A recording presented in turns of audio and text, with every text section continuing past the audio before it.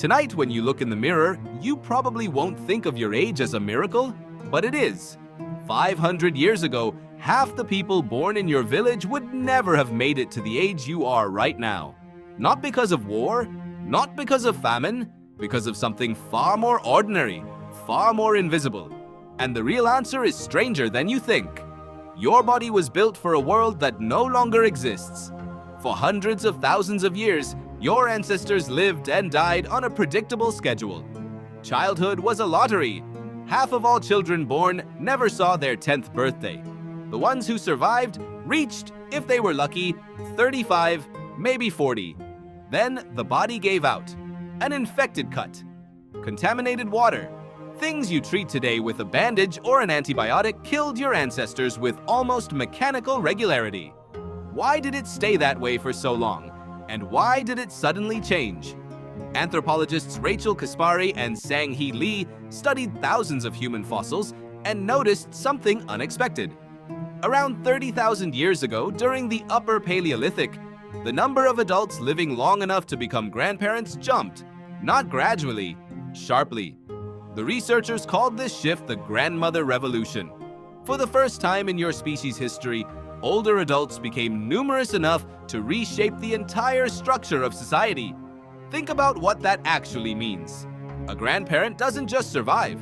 A grandparent passes down knowledge. Where to find water during a drought. Which plants heal and which ones kill. How to spot a predator before it's too late.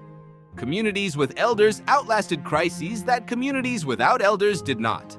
Longevity wasn't just a personal win. It was an evolutionary advantage for the whole group. But that revolution was only the beginning.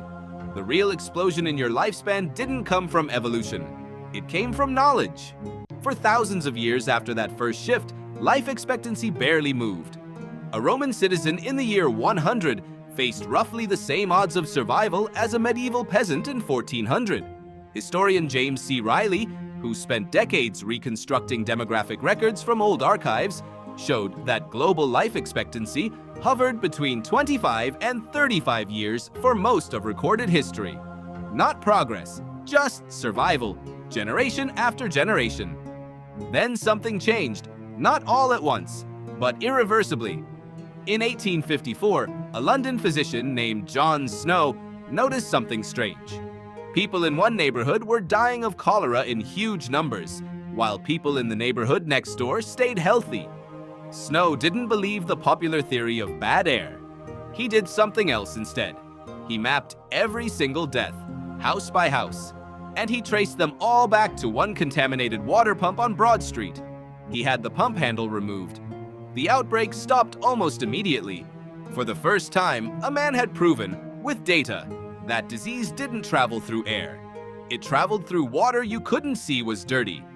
That single observation reshaped how humanity built its cities, its sewers, and its drinking water systems. But clean water was only the first piece of the puzzle. A few decades later, a French chemist named Louis Pasteur demonstrated that invisible diseases were caused by something even more invisible. Microbes, bacteria, things the naked eye could never see. The idea was revolutionary, and at the time, ridiculed by many. How could something that small kill something that large? But Pasteur was right. And once people understood that dirty hands, unsterilized instruments, and contaminated water carried death itself, everything changed. Hospitals began washing their hands. Vaccines began to appear. Children who would have died of smallpox, diphtheria, or whooping cough started surviving in numbers no one had seen before. Notice what actually happened here.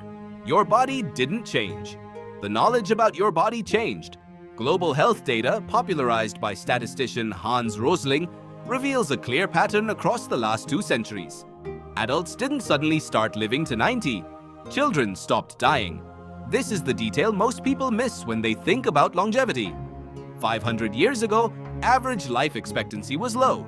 Not because old people didn't exist, grandparents existed, but the average was dragged down brutally by massive infant and child mortality. A person born in 1500 who survived childhood had a reasonable shot at reaching 60. The problem was never old age. The problem was getting there in the first place. So why do you live this long? Longer than almost anyone in the history of your species. Because you were born into a world where your water is filtered before it reaches your glass. A world where vaccines train your immune system before disease ever gets the chance to touch you. A world where an infection that would have been a death sentence 300 years ago gets treated today with a 10-day prescription. Every one of these things feels ordinary to you. A vaccine, a tap, a bottle of antibiotics. But your ancestors would have called any one of them magic. There's an unexpected twist in this story, though. Modern longevity didn't come from one brilliant discovery.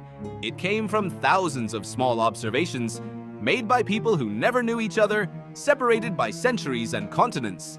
A doctor who removed the handle of a pump, a chemist who looked through a microscope, a Hungarian physician named Ignaz Semmelweis, who noticed that doctors who washed their hands between autopsies and childbirth dramatically reduced maternal deaths, even though his colleagues mocked the idea for years before anyone listened.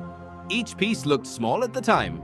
Together, they doubled, then tripled the length of an ordinary human life. Think about that the next time you take a medication without a second thought. The next time you drink water straight from the tap without fear. The next time a child in your family recovers from an infection that, just a few generations ago, would have been fatal. You don't live longer because your species suddenly evolved to be stronger. You live longer because your ancestors, generation after generation, learned to see the invisible enemies that were killing them and built, brick by brick, a wall against them. A wall made of clean water, soap, vaccine needles, and prescription paper. So tonight, when you look in the mirror, maybe you'll think about your age a little differently. It isn't just a number. It's living proof of thousands of years of small observations, made by people who never got to meet you, but who fought, without ever knowing it, to make sure you made it this far.